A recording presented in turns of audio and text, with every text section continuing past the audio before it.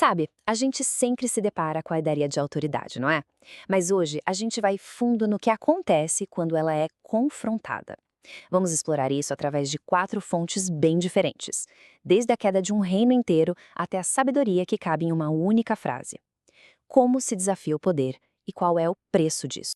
E a pergunta que vai guiar a gente nessa jornada é essa. Parece simples, mas é bem profunda. O que acontece quando o poder colide?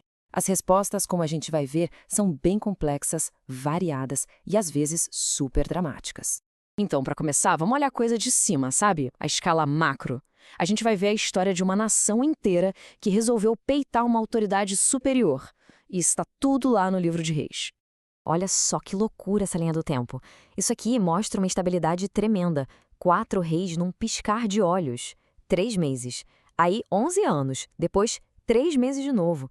Isso não é um retrato de um reino saudável, né? É um reino em queda livre, com líderes que, pelo visto, não deram ouvidos aos avisos e foram de cabeça pro abismo. E o resultado? Bom, não podia ser outro. Foi brutal, foi total. A Babilônia veio, o templo de Jerusalém foi pro chão e o povo foi levado pro exílio. Um final trágico para uma aposta tão alta. Beleza, agora a gente vai dar um zoom. Saímos da escala de uma nação inteira e vamos focar num único cara.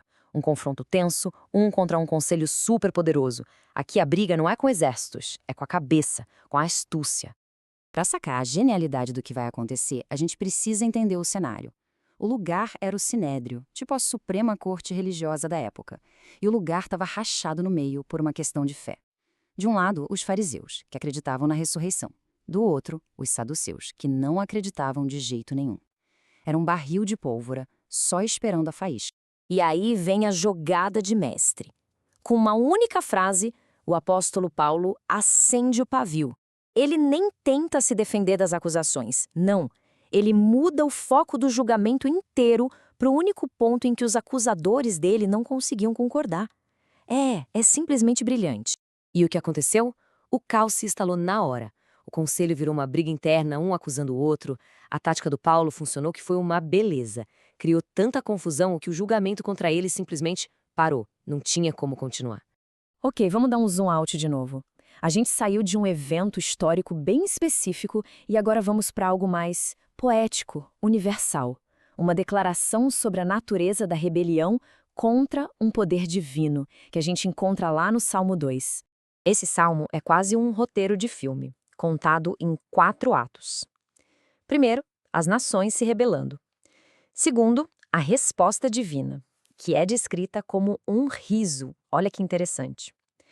Terceiro, a autoridade divina é reafirmada. E por último, vem o aviso para quem ainda está pensando em se rebelar. A estrutura é super clara, uma narrativa completa.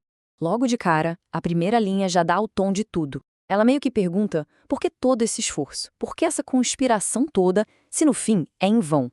Isso coloca qualquer briga de poder aqui na Terra numa outra perspectiva, né? Diante de uma autoridade maior, tudo isso parece pequeno. Então a gente viu confrontos enormes, dramáticos, a queda de um reino, uma jogada de mestre num tribunal. Mas agora a gente vai mudar o foco para a lição principal.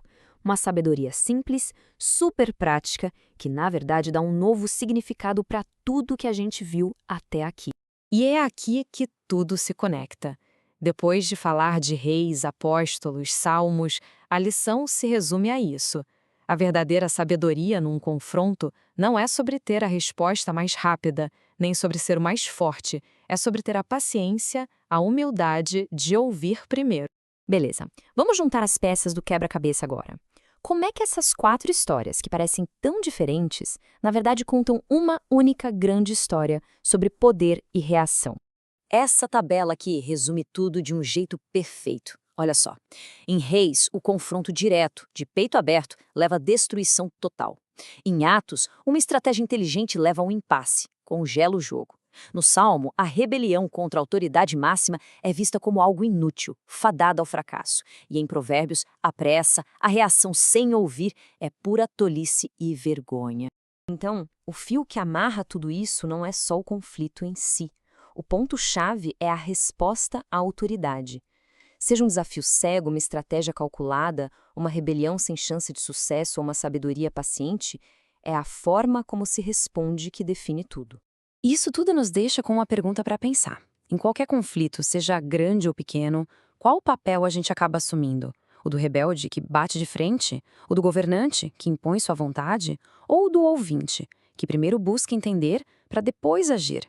Talvez a grande sabedoria seja justamente saber qual desses papéis escolher e quando.